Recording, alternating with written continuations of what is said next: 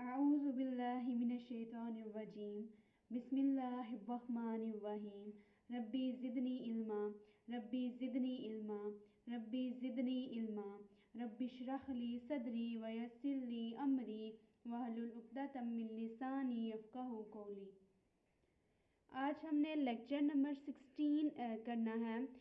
आज जो हमारे पास ये जो लेक्चर है वो हमारे पास यूनिट नंबर 4 पे बेस करेगा। इट मींस जो हमारे पास है यूनिट नंबर 2 और यूनिट नंबर 3 कंप्लीट हो गया है। आज से इंशाल्लाह हम यूनिट नंबर 4 देखेंगे, which is measures of central tendency. तो पहले तो ये जो हमारे पास यूनिट है ना, इसके नाम पे गौर करें। Measures of central tendency. देखिए मेजर किसे कहते हैं? पैमाइश करना, नापना, ठीक है, उसे कहते हैं ना, नाप करना। तो मेजर्स क्या है? ये पैमाइश है, नापना, जिसे आप जिस भी मायनों में ले लें, ठीक है। मेजर्स पैमाइश, पैमाइश, ठीक है जी। ये पैमाइश है, नाप है, नाप पैमाइश एक ही चीज़ होती है, कुछ भी आप बोल सकते हैं। मेजर्स का मतलब इकदाम भी होता है, ठीक है जी, इकदामात होते हैं, इकदाम होते हैं। ऑफ, की या का, ठीक है, जो भी आप ले लें। सेंट्रल, सेंट्रल मीन्स सेंटर की। टेंडेंसी होता है रुझान, रुझान, ठीक है। अब इससे क्या मुराद है? मीन्स इससे मुराद है कि ये जो है मेजर्स ऑफ सेंट्रल टेंडेंसी के सेंटर की जो है वो की तरफ रुझान है, कि मतलब इसकी जो पैमाइश है वो उसका जो रुझान है वो सेंटर की तरफ होगा। सिंपल सी बात है। एक पैमाइश जो हम नापेंगे उसका जो रुझान है, उसका जो हमारा पूरा फोकस होगा वो हमारे पास किसकी तरफ होगा? सेंटर की तरफ होगा। ये चीज़ आपको इंशाल्लाह समझ आ जाएगी मैं क्या बोल रही हूँ। फर्ज करें ये एक कर्व ड्रा करती हूँ मैं, ठीक है जी। ये मैंने एक कर्व ड्रा की। अब मैंने कहा कि इसका पूरा रुझान सेंटर की तरफ है। देखें, देख के ही हमें पता चला सेंटर ये होगा, ठीक है जी। अब ये जो है इसका जो सेंटर है वो ये है। मीन्स हमने बोला था पैमाइश जो है हमारे पास जो है उसकी पैमाइश का जो हम नापेंगे या फिर हम जो फाइंड करेंगे उसका जो नाप है वो उसका जो रुझान है उसका जो फोकस है वो सेंटर की तरफ होगा। तो ये हमने कर दिया कि वो सेंटर की तरफ होगा। अब इससे मुराद क्या है? अब देखें, जब ये सेंटर की तरफ है कोई चीज़, जब आप देखें ये पीक पे भी है ना, जब वो पीक पे होगी वो ज़्यादा प्रोमिनेंट होगी। यही बात है, कोई चीज़ जब पीक पे होती है वो ज़्यादा प्रोमिनेंट होती है, उसे लोग ज़्यादा देखते हैं, मीन्स के उस पे लोगों की नज़र ज़्यादा होती है। यही बात है। अब ये जब पीक पे है तो हम इसे क्या बोल सकते हैं कि ये एक एज अ लीडर भी हो सकता है, हम इसे लीडर भी बोल सकते हैं, ठीक है ना। इसे हम सेंटर, सेंटर तो है, ये सेंट्रल पॉइंट भी है। वैसे ही अगर ले लें, ये अगर इसमें देखा जाए तो ये सेंट्रल पॉइंट है, ये रिप्रेजेंटेटिव भी हो सकता है इन सब का, ये रिप्रेजेंट भी इनके कर सकते। लीड रिप्रेजेंट एक ही चीज़ है, ठीक है, ये लीड कर रहा होगा, मीन्स के इसलिए इसकी ये वैल्यू है। आधे इस तरफ हैं, आधे इस तरफ हैं, जो इसकी मिड है ना वो ये है। तो मीन्स के मेजर ऑफ सेंट्रल टेंडेंसी की अगर इंग्लिश में डेफिनेशन देखी जाए तो measure of central tendency is a central value या सेंट्रल वैल्यू, सेंट्रल पॉइंट, जो भी आप कह दें, ठीक है। Measure of central tendency is a central value हो सकती है, या फिर हम कह सकते हैं और representative of all other values, या फिर वो पूरे जो हमारे पास डेटा है ना उसकी जो को रिप्रेजेंट, उसको लीड करने वाली जो वैल्यू होगी वो हमारे पास ये सेंटर वाली वैल्यू होती है। समझ आ गई? ये हमारा जी लीडर है, हमें इस लीडर को फाइंड करना है। इनमें हमने देखना है कि मैं ये सेंटर वाली चीज़ को ना कैसे फाइंड कर सकती हूँ। वो पॉइंट हमने इसमें फाइंड करना है इन चैप्टर्स में। ये यूनिट 5 भी इसी पे बेस करेगा कि हम ये पॉइंट कैसे फाइंड कर सकते हैं। ये जो लीडर है ना, ये इन सब में ये सारी वैल्यूज़ या जो भी है उनमें लीडर कौन है ये हमने सिर्फ देखना है। सिंपल सी बात है। अब उसको लीडर को फाइंड करने के भी मुख्तलिफ किस्म के वेज होंगे। अब देखें, हमने बोला मेजर्स ऑफ सेंट्रल टेंडेंसी के मतलब वो फाइंड करने के, ये हमने सारी चीज़ बात कर ली कि हम अपने लीडर को किस तरह चुनेंगे। अब हमने कहा कि लीडर ये होगा ना, दरमियान में होगा। अब वो दरमियान वाला लीडर किस किस वे से कर सकते हैं, अब उस लीडर को फाइंड करने के भी हमारे पास तरीके हैं। जो ज़्यादातर यूज़ होते हैं वो mean, median and mod use होते हैं। अब देखें अब हमने कहा कि ये चीज़ें हमें समझ आ गई। फिर हमने कहा कि हमारे पास देयर आर, ठीक है, मेथड्स ऑफ। अब मुझे मेथड, वो तरीका तो पता चले ना, मैं इस सेंटर को फाइंड कैसे कर सकती हूँ। तो मैंने लिखा methods of finding central tendency. Okay जी, मेथड्स कौन से अब मैं यूज़ करूँगी। मैंने कहा कि 3 मेथड्स हैं जी फाइंड करने के सेंट्रल टेंडेंसी के, जो हमें दिए हुए ने। वो कहते हैं कि there are 3 methods of finding central tendency. Central value, representative value, हमारा जो लीडर है उसे कैसे फाइंड कर सकते हैं। 3 मेथड से, 3 तरीके हैं जी हमें अपने लीडर फाइंड करने के। एक तो मेथड है हमारे पास मीन, ठीक है जी, एक है हमारे पास मीन, सेकंड है हमारे पास मीडियन एंड थर्ड है हमारे पास मॉड।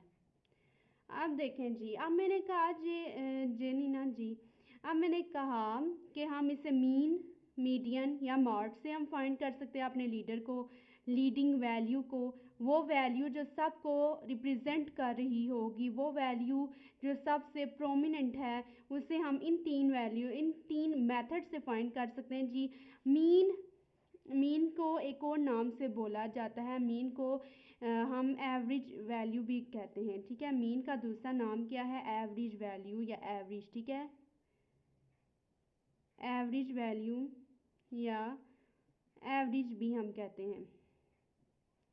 लेकिन जी ये सारी ही एक किस्म की हम ओवरऑल देखते हैं कि उसकी जो है वो एवरेज वैल्यू क्या आएगी, मीन्स के उनका सेंटर क्या आएगा। लेकिन जो मीन को है ना, वो सिर्फ एवरेज वैल्यू या एवरेज बोला जाता है ज़्यादा। उसके पीछे भी एक रीज़न है, क्योंकि जो मीन की वैल्यूज़ होती हैं ना, वो ज़्यादा जो होती हैं, वो हमारे पास वी कैन से दैट उसके जो है वो करेक्ट आंसर जो है वो ज़्यादा मीन के आते हैं।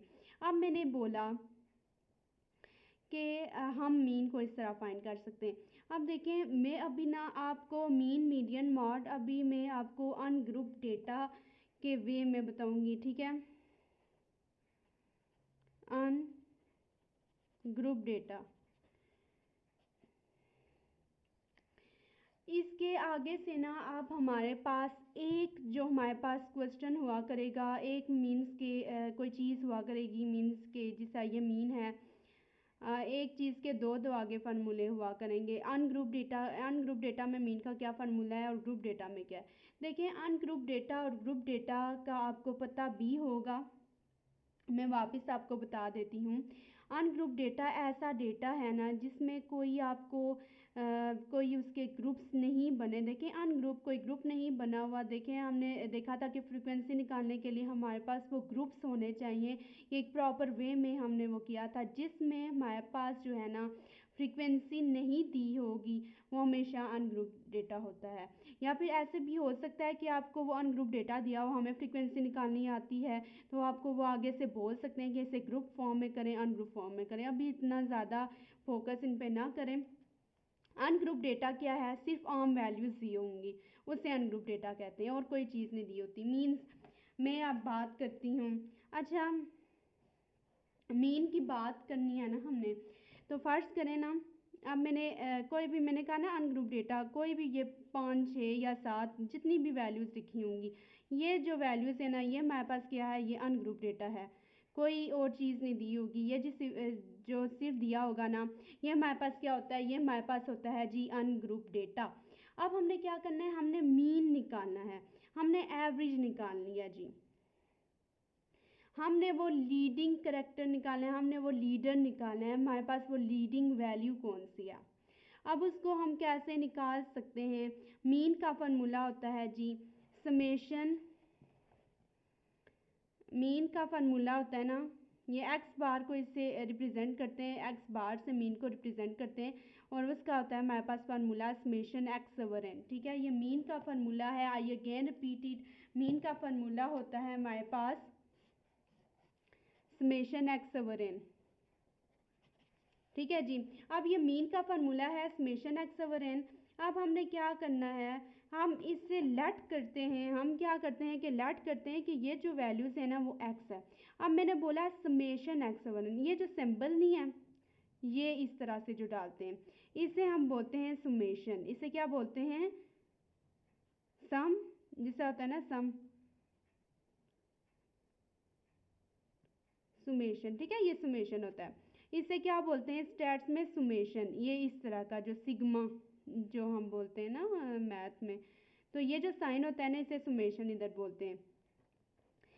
समेशन एक्स मीन्स के सम ऑफ एक्स, अगर मैंने इसे एक्स लेट किया तो इस सब का एक्स मीन्स इस सब का जो है वो सम, और एन होगा टोटल नंबर ऑफ वैल्यूज़, 1 2 3 4 5 6 7। अब ये 7 हैं तो मीन्स के इनका जो सम आएगा उसको डिवाइडेड बाय 7 करेंगे तो ये हमारे पास मीन आ जाएगा। तो मीन्स अब मैं ये देखें जी, ये हमारे पास वैल्यूज़ हैं 2 4 6, रहने दें, अच्छा इसे बाद में करते हैं, ये हम आगे भी कर लेंगे। ठीक है, अब मेरी बात सुने, मैंने बोला कि हम मीन निकाल सकते हैं। ये जो मीन है उसका फार्मूला मैंने बोला समेशन एक्स ओवर एन, और एक्स की वैल्यूज़ हमने कोई भी लिखी लेट कर लिया और वो टोटल नंबर ऑफ़ वैल्यूज़ जो थी उससे हमने डिवाइड कर दिया। ठीक है जी, वही किया ना।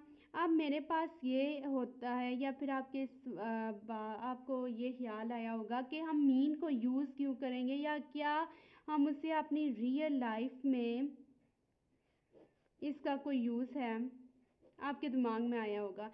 देखें ये हर जगह आपको बहुत ही ज़्यादा ये बेनिफिशियल रहेगा।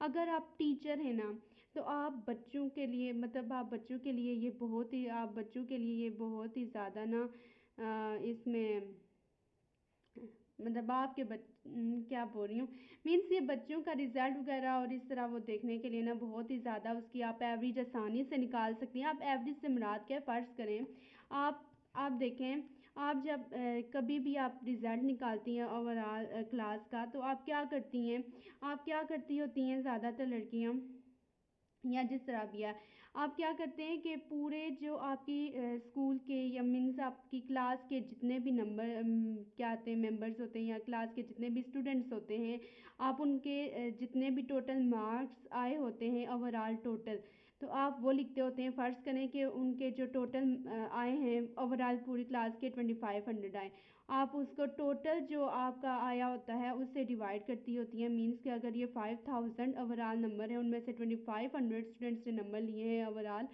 तो उसको हम ऐसे करते हैं और मल्टीप्लाई बाय 100 कर देते हैं, तो मीन्स के 50% हमारे पास रिजल्ट आया, वो परसेंट में आता है, यही बात है। अब मीन का ये फ़ायदा है ना, अभी आपने कहा था कि 2500 जो है ओवरऑल स्टूडेंट्स के नंबर हैं। आप उसमें अगर आपको पता है ना कि स्टूडेंट्स कितने हैं, हमने उनके नंबर लिख दिए, ओवरऑल नंबर कितने और स्टूडेंट्स कितने हैं। स्टूडेंट्स फ़र्ज़ करें कि उस क्लास में 24 हैं, तो मीन्स के उनके हर, अब ये जो है ना 104.16 ये रिप्रेजेंट कर रहा है इनका मीन, के जो स्टूडेंट्स ने नंबर, अगर फ़र्ज़ करें कि आपके ये जो 104.16 हैं, ये जो मेरे पास वैल्यू आई 104.16, ये अगर फ़र्ज़ करें कि ये 200 में से शायद इनके आए, या जिससे अभी आप लगा लें 200 में से 210 में से, या जिस तरह भी है ना, तो हम क्या करेंगे, ये जो इसकी वैल्यू आई ना 104, तो ये हम कर देंगे, ये जो है 104.16 ये है इनका मीन, ये है इनकी वैल्यू। कि अगर कोई पूछेगा कि इसका जो है आपके पास एवरेज क्या आई है, ये परसेंट की बात नहीं हो रही, अगर कोई पूछे कि आपकी क्लास की एवरेज क्या आई है, तो आप कहेंगे 210 में से 104 नंबर लिए ने। तो ये जो चीज़ होती है ना, ये एवरेज को शो करती है। एक और मिसाल दे देती हूँ, वापस ऐसी ही दे देती हूँ। फर्ज करें आपने स्टूडेंट्स का टेस्ट लिया है, छोटा सा टेस्ट था, कोई इतना बड़ा नहीं था। एक के नंबर हैं 7, एक के हैं 8, एक के हैं 15 और एक के हैं 20। मीन्स जो नंबर थे ओवरऑल वो 20 में से थे, ठीक है जी। आपकी क्लास में एक और टीचर आता है, ठीक है, वो आपसे पूछता है कि बच्चों के नंबर 20 में से कितने, उनकी एवरेज 20 में से कितनी आई है। अब ये मैं बार बार बात कर रही हूँ, परसेंट की बात नहीं कर रही, तो वो बात करेंगे कि 20 में से कितने नंबर है। तो अब वो क्या करेंगे, ये तो नहीं बताएंगे कि एक के 20 में से 7 हैं जी, एक के 8 हैं, एक के 15 है। वो क्या करेंगे, वो लीडिंग वैल्यू, वो लीडर अपना ना वो ओवरऑल देखेंगे, एक पे नहीं, वो बेस कर रहा होगा, ठीक है जी। वो क्या करेगा बंदा, 7 8 15 प्लस 20, 7 प्लस 8 प्लस 15 प्लस 20, 50 आया जी, ठीक है। अब ये 50 आया ना, जो 50 आया ना, उसको वो डिवाइड कर देगा 4 के साथ, 12.5, 12.5 आ गया। तो वो उस टीचर को बताएगा कि मेरी जो क्लास है ना उसके 20 में से 12.5 है। अब जब वो बच्चा जिसके 20 में से 20 आए हैं वो सर से बोलेगा, सर आप ये क्या बोल रहे हैं, मेरे तो 20 में से 20 आए हैं, आपने ये क्यों बोला कि स्टूडेंट्स के जो हैं वो 12.5 आए। तो उसे वो जो सर है वो जवाब देगा, मैं ओवरऑल रिजल्ट की बात कर रहा हूँ, ओवरऑल जो आ रहा है, मैं आपकी सिर्फ बात नहीं कर रहा हूँ, सारे स्टूडेंट्स के मिला के मैं बता रहा हूँ। तो ये जो चीज़ होती है ना, ये लीडिंग वैल्यू होती है, ये हम इस तरह यूज़ करते हैं। अब कोई भी चीज़ है ना, ये टीचर्स के लिए बहुत ही ज़्यादा बेनिफिशियल है कि वो आसानी से अपना मीन्स के हिस्सा निकाल सकते हैं। देखें ना, उस सर ना ज़्यादा टाइम लिखता है और आप ना सिर्फ परसेंट निकालती हैं। कभी भी इसी तरह किसी ने ना किया होगा कि आपके स्टूडेंट्स के मेरे स्टूडेंट्स के 10 में से 6 मार्क्स है, सर कोई भी नहीं करता ना। तो ये जो स्टैटिस्टिक्स है वो आपको न्यू मेथड भी बता रही है कि आप नंबर को किस तरह कर सकते हैं, उनकी एवरेज किस तरह निकाल सकते हैं, वो लीडर किस तरह आपको निकाल सकते हैं। अब देखिए, अब जब एवरेज की बात की ना, इसका ये मतलब होता है कि इसके आसपास ही और वैल्यूज़ होंगी, कुछ कम होंगी कुछ ज़्यादा होंगी, ठीक है जी। लेकिन जो रिप्रेजेंटर है ना, जो रिप्रेजेंट कर रहा होगा वो दरमियान में ही होगा। मीन्स ये चीज़ है, ये आपको समझ आ गई होगी मीन क्या होता है। समेशन एक्स ओवर एन, और इसके इसको हम किधर किधर यूज़ कर सकते हैं, इसको हम मुस्लिम सिचुएशंस में यूज़ कर सकते हैं, आसानी से यूज़ कर सकते हैं।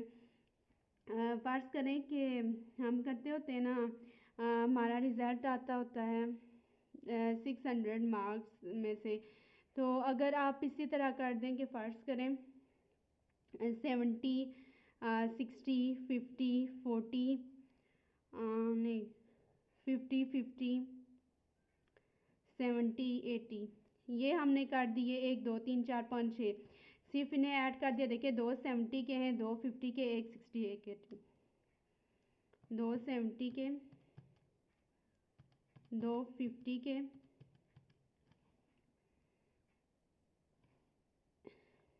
1 60 का, 1 80 का। देखिए जी, 380 आ गया। 380 को डिवाइड बाय 6 करूँगी तो 63.33। तो मैं कहूँगी कि मेरे जो है ना 6 सब्जेक्ट में 63.33 मार्क्स आए हैं, मीन्स मैंने 63 मार्क्स आए हैं।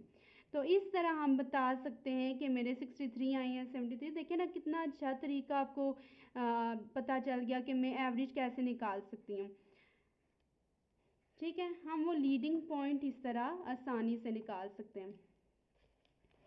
ये आपको समझ आ गई होगी। और इसका ये भी फ़ायदा होता है, फ़र्ज़ करें आपके पास बहुत ही ज़्यादा डेटा है ना, मीन्स करें फ़र्ज़ करें 10 या 12 वैल्यूज़ है, उनका आपको ओवरऑल बहुत ही ज़्यादा अजीब लगता है, मीन्स उन्हें ऐड करो उनका क्या आंसर आता है फिर उसमें। तो ये इससे ईजी रहता है कि आप इस तरह ना एवरेज आसानी से निकाल सकते हैं। अब उसके बाद मीन के बाद मेरे पास आता है जी मीडियन। हमें मीन का पता चल गया, summation x over n, summation x over n से मुराद होता है sum of all values divided by total number of values. हम टोटल नंबर ऑफ वैल्यूज़ से डिवाइड करते हैं। तो इसका जो मीन है ना, मीन्स के मैं बोल रही हूँ कि मीन अगर आपको इस तरह समझ नहीं आती तो आप ये फार्मूलाज भी याद कर सकते हैं, ठीक है। तो हम मीन को एवरेज भी हम कहते हैं, ये भी आप याद रखिएगा, ठीक है, average value of the data. अच्छा, मीन की तो हमें समझ आ गई, ठीक है। अब मीन हमें समझ आ गया, लीडर हमने मीन में किस तरह ढूंढना है। अब हम बात करते हैं जी मॉड की। ये अनग्रुप डेटा की बात हो रही है, ठीक है जी। मीन के बाद सॉरी मीडियन आता है। अच्छा, मीडियन की एक और कहानी है। मीन तो हमने देख लिया कि mean summation x over n, कोई ऐसा बंदा हुआ होगा, आई डोंट नो कि वो कौन था, उसे ये मेथड बहुत ही ज़्यादा ये डिफ़िकल्ट लगा या फिर टाइम वेस्टेज लगा कि मीन्स बहुत ज़्यादा टाइम इसमें वेस्ट हो जाता है। तो उसने क्या किया होगा, उसने बहुत ही सोचा होगा कि क्या कुछ मैं ऐसा करूं जिससे ये इतनी ज़्यादा कैलकुलेशंस ना करनी पड़े, ठीक है ना, आसानी से कुछ हो जाए। तो उसने बहुत ही ज़्यादा सोचा होगा मैं क्या करूँ क्या। अब ये जो मैंने वैल्यूज़ लिखी है ना, उसने किया क्या होगा, उसने किया होगा कि बहुत ज़्यादा एक्सपेरिमेंट किए होंगे। उसने क्या किया होगा कि इनको एक तरतीब से लिख दिया होगा। ये 50 दो बार रिपीट हो रहा है, उसने इसी तरह लिख दिया होगा। उसके बड़ी लिखी होगी 60, फिर 70, फिर 70, फिर 80। देखें जी, उसने किया क्या होगा, उसने एक तरतीब से इन्हें लिखा होगा। अब उस तरतीब से लिखने के बाद उसने सोचा होगा मैं ऐसा क्या करूं जिससे मुझे ये सारी कैलकुलेशंस ना करनी पड़े। तो उसने देखें जी, अब उसने बोला कि सारी कैलकुलेशंस ना करनी पड़े, क्या क्या ऐसा करूं। उसके दिमाग में ये भी आया होगा कि हमारे पास जो हमेशा हमेशा जो हमारे पास सेंट्रल वैल्यू होती है ना, वो जो होती है वो सबसे ज़्यादा होती है ना, या फिर उससे कम होती है, कुछ उससे ज़्यादा होती है, लेकिन वो पीक वाली जो होती है। उसने क्या किया होगा कि क्यों ना सिर्फ सेंटर वाली चीज़ों को ही देखा जाए। उसने देखा कि ये आप देखेंगे 6 हैं, तो 2 इधर छोड़ दी, 2 इधर छोड़ दी, दरमियान वाली को अगर ऐड कर दूँ ये सेंटर में बन रही होंगी ना, इधर 2 लेफ्ट 2 राइट और ये दरमियान। तो उसने क्या किया होगा, उसने बोला होगा अगर मैं इन दोनों को ऐड कर दूँ तो क्या आंसर आता है। ऐड उसने किया होगा 60 प्लस 70, ऐड किया तो 130 आ गया, ठीक है जी। अब उसने जब ऐड किया होगा तो वो 130 आ गया होगा। अब जब उसने ऐड किया 130 तो वो सोच में पड़ गया होगा, जो अब देखें मेरे पास जो वैल्यूज़ हैं मुझे तो कुछ इस तरह चाहिए कि इनके दरमियान में ना कुछ इनके करीब तरीन आए। अब ये तो 130 बहुत बड़ी हो गई, अल्लाह जी मैं ऐसा क्या करूं जिसकी वजह से मेरी जो है ये रिप्रेजेंटेटिव वैल्यू बन जाए, ये इनका लीडर बन जाए। उसने बहुत ज़्यादा सोचा होगा।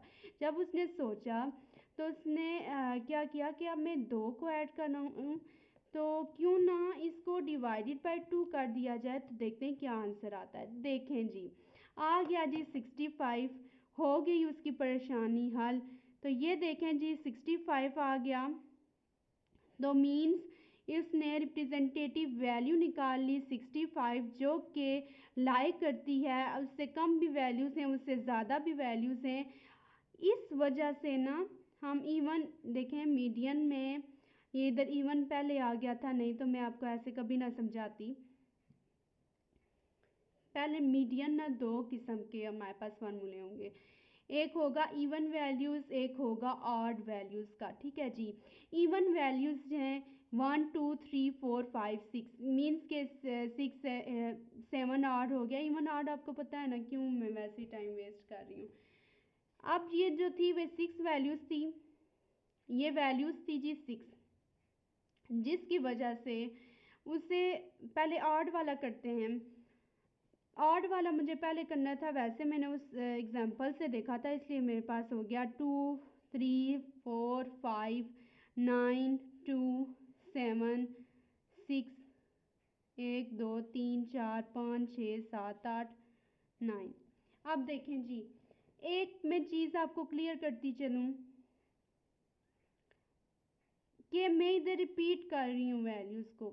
अगर रिपीट भी कर रही हूँ ना तो आपने उसे रिपीट करना है। मीन्स ये नहीं करना कि दो बार एक ही चीज़, मतलब अब टू दो बार आया तो टू को एक बार लिख दें। नो, टू को दो बार ही लिखेंगे। मीन्स इसमें ये चीज़ नहीं देखी जाती, हर चीज़ को अलग ही काउंट किया जाता है। मैंने इसलिए आपको ये वाली एग्जांपल दी, ठीक है। अब मीडियन का फार्मूला होता है, जिस तरह मीन का फार्मूला था कि मीन का फार्मूला था समेशन एक्स ओवर एन, इसी तरह मीडियन जो है, मीन को हम एवरेज भी कहते हैं, मीडियन होता है ना मिड, मीडियन जो है वो मिड से निकला है ना, मिड वाली।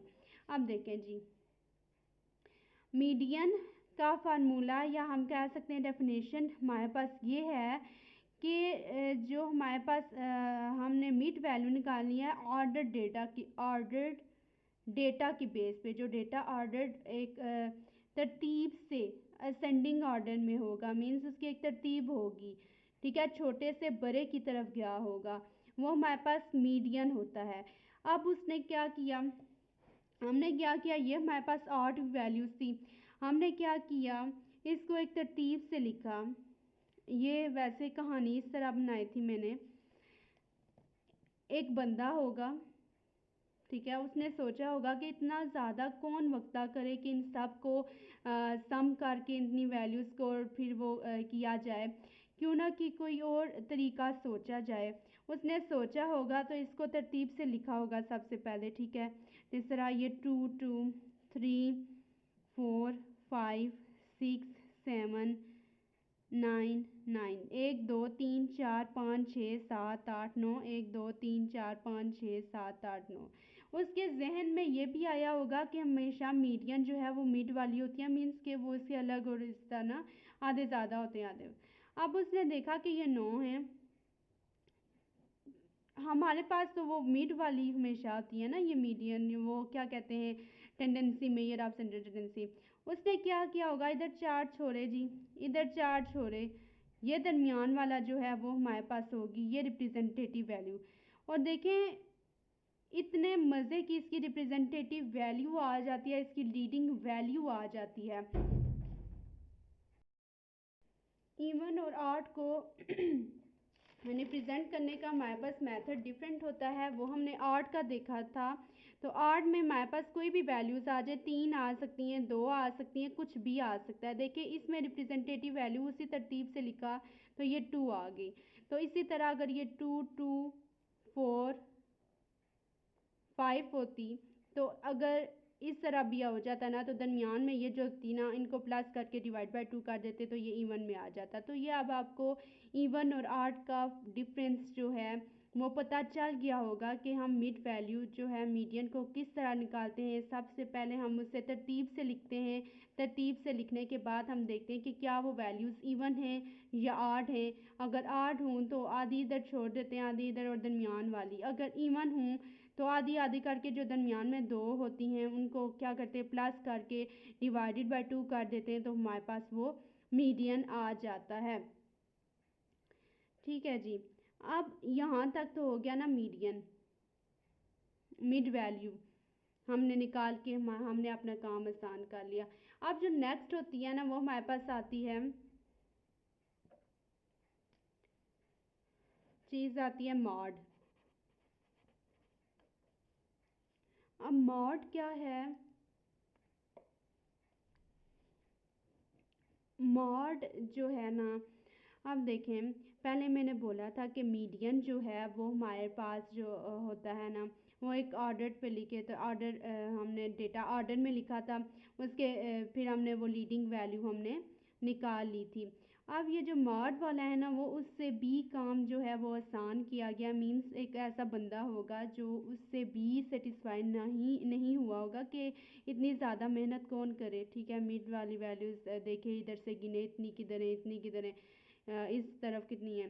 तो उसने क्या किया होगा कि उसने देखा होगा, फर्स्ट करें कोई भी मैंने डेटा लिखा 2 2 3 3 4 4 4 6 7 9 10 3 3 4। अब मैंने ये डेटा लिखा, तो उसने ऐसा किया होगा कि क्यों ना देखा जाए कि उसे हम अपना लीडर बना देते हैं, जिसकी जो है जो ज़्यादा बार हमारे पास रिपीट हुआ है। ठीक है, उसने देखा होगा, देखें जी, इधर टू टू 2 बार हुआ है, 3 जो है 4 बार हुआ है, 4 भी 4 बार हुआ है।